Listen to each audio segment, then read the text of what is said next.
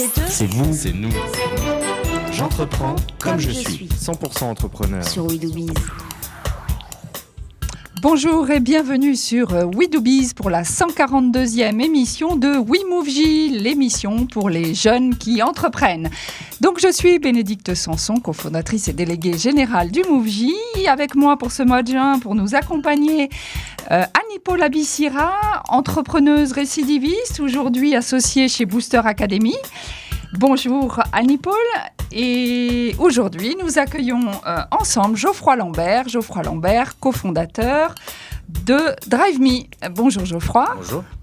Alors Geoffroy, DriveMe, qu'est-ce que c'est? La location de véhicules à 1 euro. Est-ce que tu peux nous en dire un petit peu plus? Avec plaisir. Donc, on propose de louer des voitures et des utilitaires pour 1 euro pour se déplacer de ville en ville en France pour le moment. Le concept, c'est qu'on travaille avec des professionnels de l'automobile comme des loueurs de voitures ou des vendeurs de voitures qui doivent au quotidien déplacer d'un point A à un point B des véhicules avec un gros volume à chaque fois. Et le concept, c'est vraiment de proposer ces véhicules à des particuliers qui ont besoin de faire le trajet. Donc au final, tout le monde y gagne. Le particulier évite de payer, le professionnel évite de payer un convoyeur et le particulier bénéficie d'une location pour 1 euro symbolique. Alors, peux-tu nous expliquer comment tu gagnes ta vie? Parce qu'on se doute que derrière ce que tu nous expliques, si simplement il y a un modèle économique nouveau qu'on n'a pas l'habitude forcément de rencontrer. Donc, est-ce que tu peux rentrer un petit peu dans le détail de ce business model? Alors, c'est sûr qu'on ne gagne pas notre argent avec les 1 euro de location. Sinon, il faudra en faire pas mal de locations pour être rentable. Et sinon, on se demande pourquoi les autres n'y sont pas allés voilà. plus tôt. C'est vraiment le professionnel qui nous confie sa voiture à déplacer, qui nous rémunère en fait à chaque fois qu'elle est déplacée, tout simplement. Donc, le professionnel, c'est Car, Ucar, qu'on connaît bien. voilà. Il y a Europcar, Hertz, Rent-A-Car, Sixt, Ada, qui nous confie tous les mois plusieurs voitures ou camions à déplacer. Et à chaque fois qu'on remplit notre job, à savoir à chaque fois qu'on déplace le camion ou la voiture, ce loueur-là nous paye en moyenne 70 euros, 80 euros par véhicule transféré en fait. Et donc, c'est 1 euro finalement. Pourquoi vous les faites payer si c'est Ucar ou tous les loueurs de voitures qui vous financent? À la base, on voulait vraiment faire ça gratuitement. C'est-à-dire qu'on s'est dit, le particulier, il rend service au loueur, donc pourquoi lui faire payer? Sauf qu'on nous a dit qu'il fallait quand même un minimum légal pour que le particulier puisse en fait contractualiser avec le professionnel. Donc il fallait vraiment qu'il y ait un minimum légal. Il faut qu'il y ait un contrat. Un contrat, donc entre le particulier et le loueur. Et du coup, on est parti sur 1 euro symbolique. 1 euro, voilà, sur la partie marketing, ça passait bien. Donc proposer la location de voiture à 1 euro, c'est bien passé. Et du coup, on est parti sur 1 euro, on est resté sur 1 euro. Et alors, comment vous est venue cette idée parce que, c'est quand même pas si courant. Comment vous est venue cette idée? Un matin, vous êtes levé en disant « Eureka, j'ai trouvé » ou... Non, en fait, moi, l'envie de créer une boîte, je l'ai depuis pas mal de temps, même si je suis encore très jeune. Hein. Tu as quel âge, tiens? J'ai 25 ans. 25 ans. Voilà. Et c'est vrai que j'ai vu dans un article un jour que les loueurs type Europcar, les gros loueurs, un article avec des gros transporteurs de voitures, il expliquait justement qu'ils dépensaient des millions d'euros, des dizaines de millions d'euros chacun par an là-dedans, juste pour déplacer des voitures. Et du coup, je me suis vraiment bizarrement intéressé à ce sujet. Et j'ai regardé un peu ce qui se faisait à ce niveau-là, quel type de professionnels faisait ça, est-ce qu'il y avait d'autres acteurs que des transporteurs ou des convoyeurs. Et finalement, j'ai vu que c'était un concept qui existait à l'étranger. C'est-à-dire que des loueurs à l'étranger, notamment en Australie ou en Nouvelle-Zélande, confiaient leurs voitures à des particuliers pour les ramener en fait, au point d'origine. Et du coup, on s'est dit, pourquoi ne pas le faire en France? Et puis on a regardé, ça n'existait pas, en Europe non plus. Donc du coup, on a commencé à rencontrer différents acteurs, des loueurs surtout. Et l'idée est née comme ça. Petit à petit, ça a été très long, puisqu'il fallait convaincre une grande maison comme Europcar de dire oui à 2 petits jeunes qui avaient simplement une idée mais qui n'avaient rien finalement, qui n'avaient pas de produit au début. Et du coup, ça a augmenté comme ça au fur et à mesure. Le produit est né et puis on a réussi à convaincre le premier qui nous a dit oui, ok, on y va, on fait un test. Alors, moi, à force de vous fréquenter les jeunes entrepreneurs, je finis par me rendre compte que vous avez des sacrées idées. Mais je me demande toujours pourquoi, et je vais te le demander.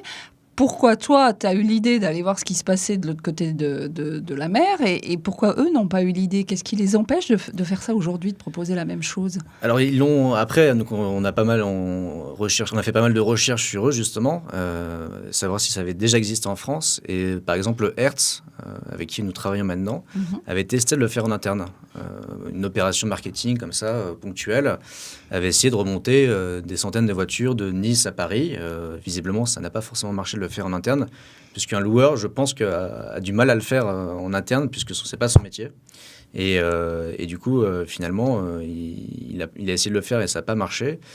Et du coup, c'est vrai qu'en discutant avec eux, ils nous disent vraiment que ça soit une solution externe qui centralise finalement un volume assez conséquent de voitures à transférer qui fonctionnera.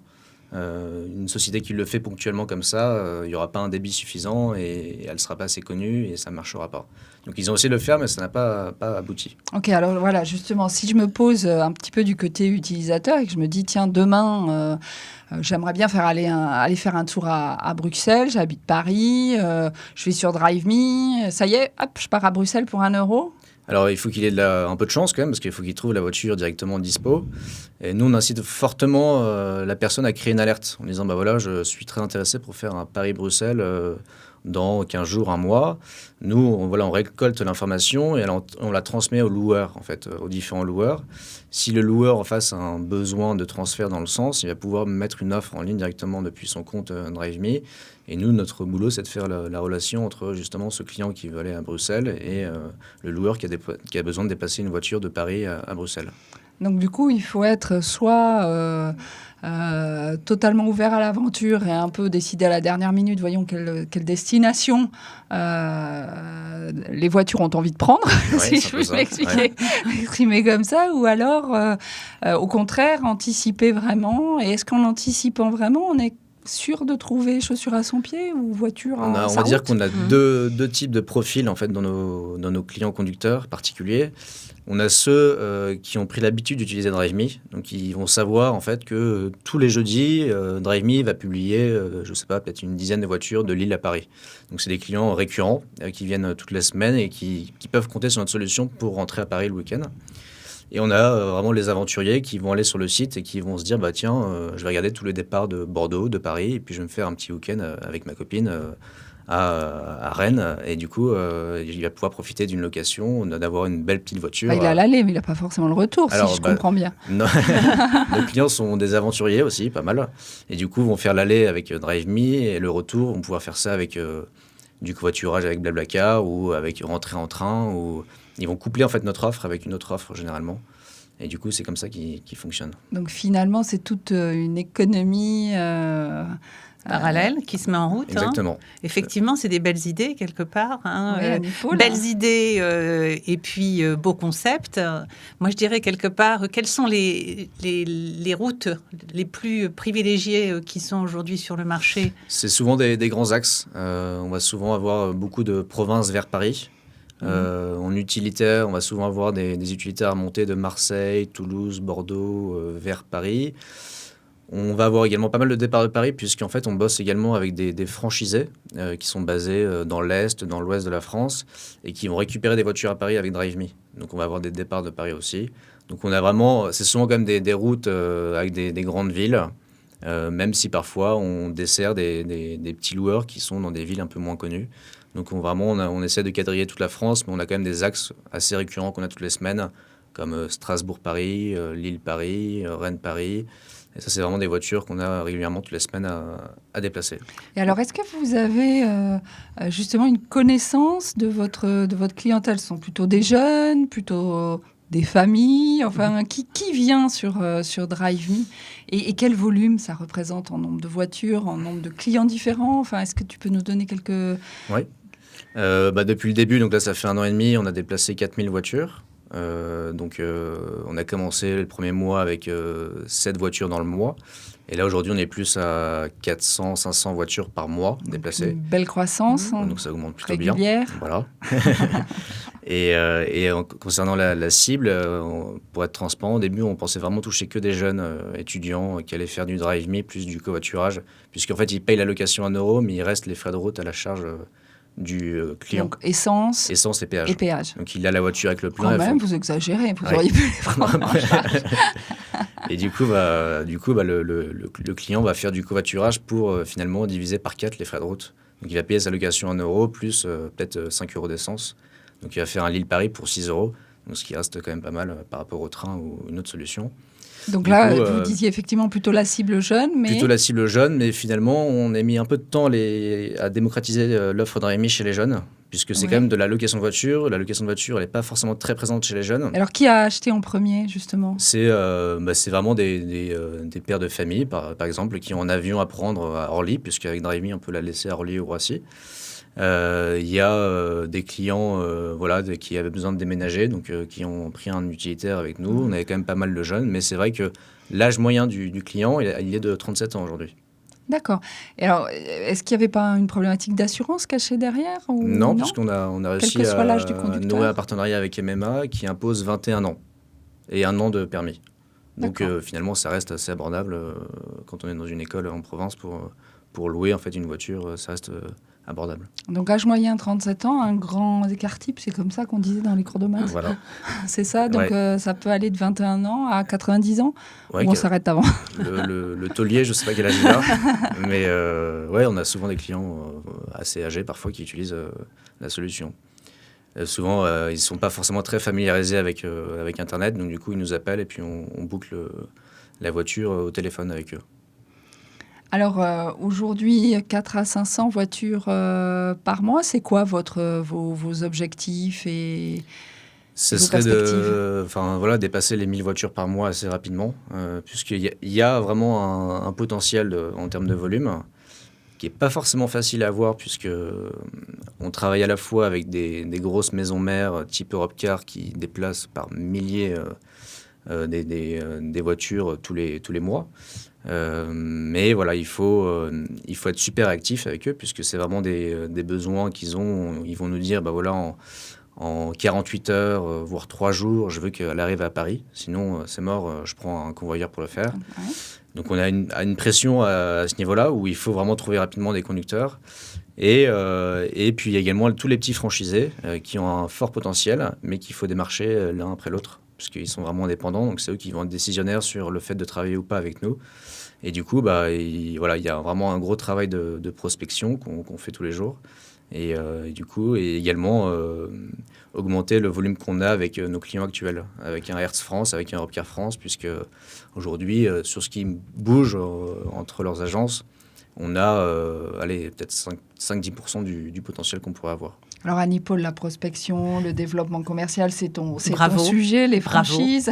Je dirais quelque part bravo, parce que ce jeune entrepreneur a mis le doigt sur le point capital d'une entreprise, c'est comment trouver ses clients.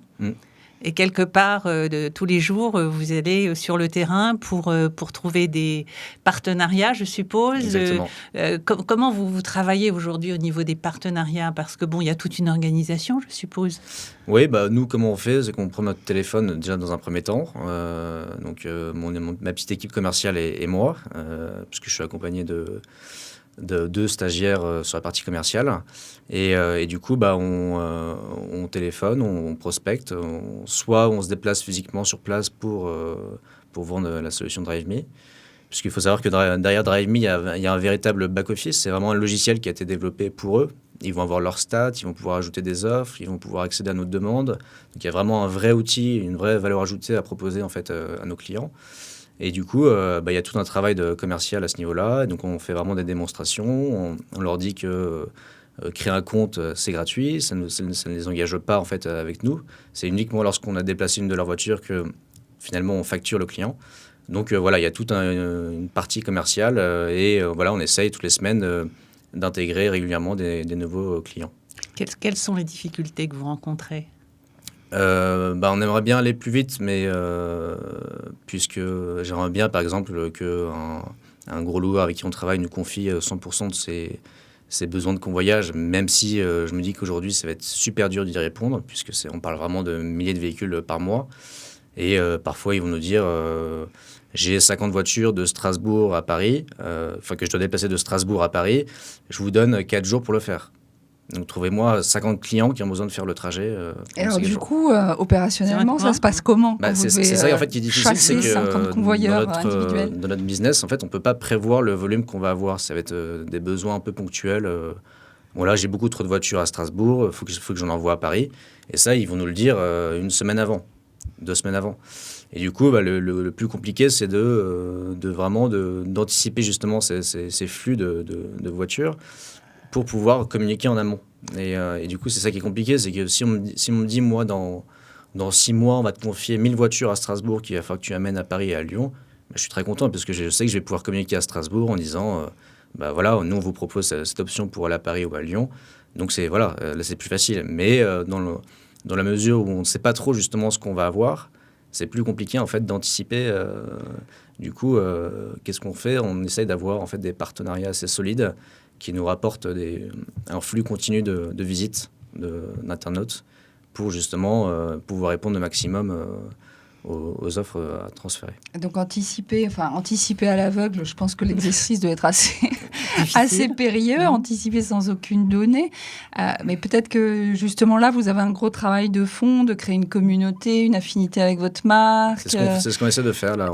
Par exemple, ces fameux partenariats, vous parliez de Blablacar, c'est justement, on doit faire 1 + 1 = 5 presque. Voilà, Blablacar, c'est pas encore d'actualité, mais on se connaît, vous les connaissez. Bien sûr. Bon, Blablacar, si vous nous entendez, allô, il y a des choses à faire. Effectivement, des partenariats, des liens. Des liens sur votre site internet. Voilà. Mais même eux pourraient proposer, on travaille avec des boîtes de covoiturage qui sont un peu plus petites, qui proposent les offres de Drive.me. Lorsqu'un internaute en fait fait une recherche sur un site de covoiturage, par exemple un Rennes-Paris, ce site-là va venir nous interroger. Si on a le Rennes-Paris, en fait, ils vont le proposer sur leur site. Et après, nous, on va traquer leurs membres, et puis s'ils réservent, et puis on va partager la commission avec eux. Donc, c'est des partenariats gagnant-gagnant avec eux, qui sont tout bénéfiques pour nous, puisque c'est vraiment un flux qualifié de visiteurs et qui peuvent nous rapporter des réservations. Est-ce qu'on ne pourrait pas imaginer dans le temps, je ne sais pas, c'est une idée qui me vient là, qui me traverse l'esprit, une espèce de low cost, vous savez, un peu comme les vols d'avion aujourd'hui, où vous tapez et puis vous avez toutes les possibilités et toutes les propositions. Est-ce que ce n'est pas... l'objectif à terme. J'ai pas trop envie d'être référencé pour le moment là où sont référencés les loueurs, donc nos clients. Ça a été un peu souligné sur la partie marketing au début.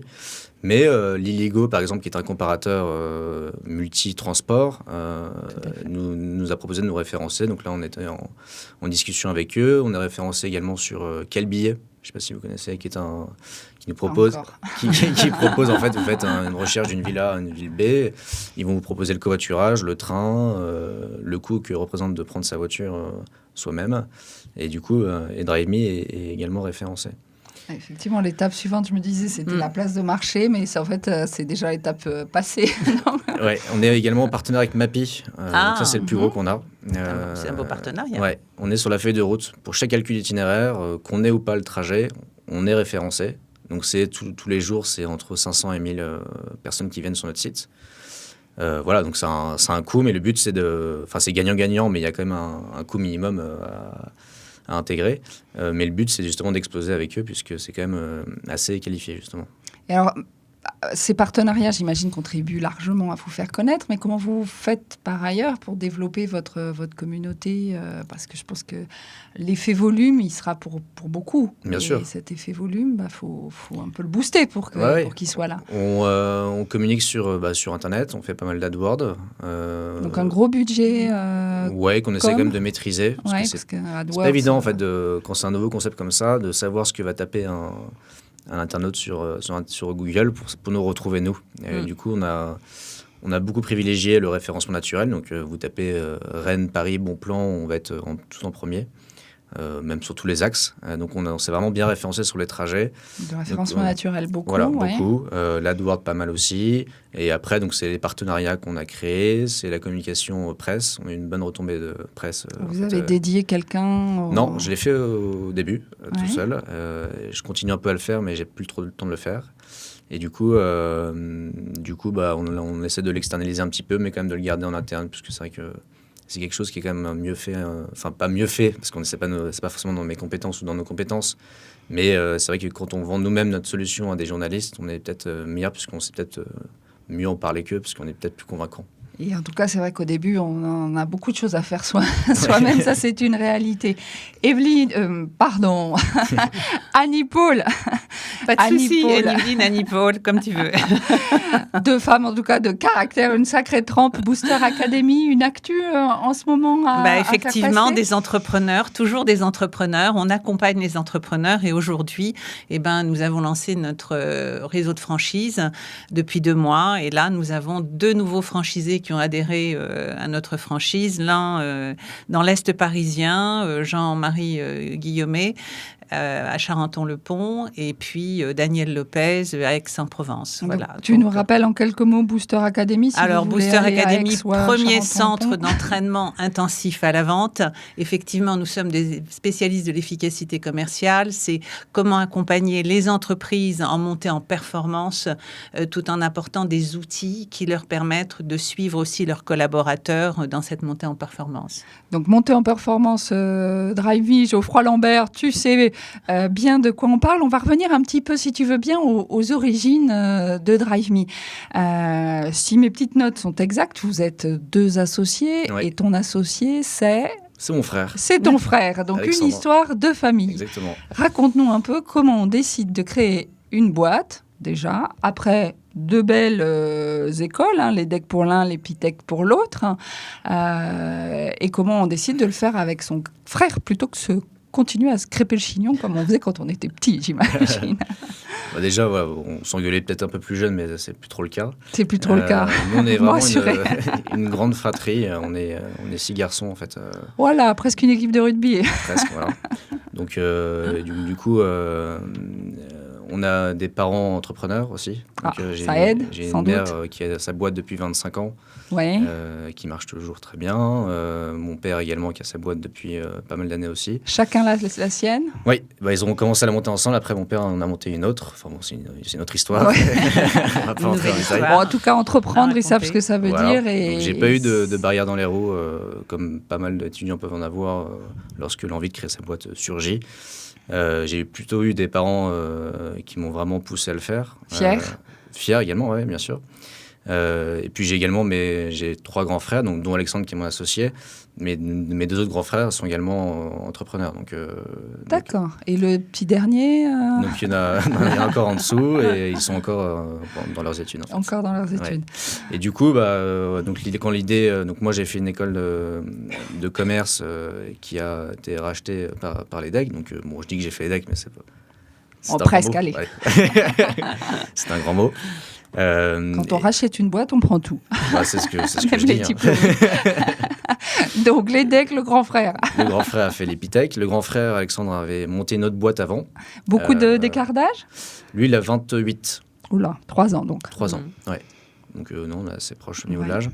Lui avait monté une boîte dans les jeux concours en ligne qui s'appelait Elite-Toi et qui a bien marché, mais... il a décidé d'arrêter puisque finalement, il ne rentrait pas assez d'argent et peut-être qu'ils ont, eux, contrairement à nous, mais on en parlera peut-être après, n'ont peut-être pas voulu lever des fonds alors qu'ils auraient peut-être dû le faire. Puisque, en fait, dans les jeux concours en ligne, en fait, il fallait qu'ils achètent beaucoup de produits pour après les proposer. Donc, il fallait beaucoup de trésorerie. Ils n'en avaient peut-être pas forcément assez. Et du coup, Donc, moi, j'ai pu bénéficier en fait de l'expérience d'Alexandre qui avait déjà créé sa boîte. Donc ça, c'est quand même génial de pouvoir se lancer avec un frère ou quelqu'un qui a déjà créé avant et qui va pouvoir faire accélérer pas mal de choses plus vite grâce à son expérience. Alors, juste, je t'arrête, mais en quelques instants, là, tu nous as dit 3 choses assez incroyables. 1, ta maman, 6 enfants, entrepreneuse, je le dis à toutes les jeunes femmes qui nous écoutent, Annie-Paul, on est d'accord, 6 enfants entrepreneuses. 2e chose, on crée avec son grand frère qui a planté une boîte précédente. Donc, on se relève quand on se plante. Et 3e chose, quand on a déjà créé quelque chose, on a une expérience d'entrepreneur et on peut apporter énormément. On ne refait pas les mêmes erreurs, tout simplement. Voilà, donc 3 choses extrêmement importantes qui viennent d'être dites là en quelques minutes. Continue, Geoffroy. Donc, qui a eu l'idée ? Donc, tu disais, tu as eu l'idée. Comment on fait venir son grand frère sur son idée ?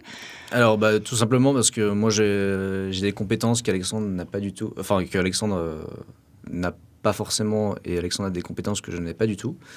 Et lui, il a fait des études d'informatique et moi de commerce.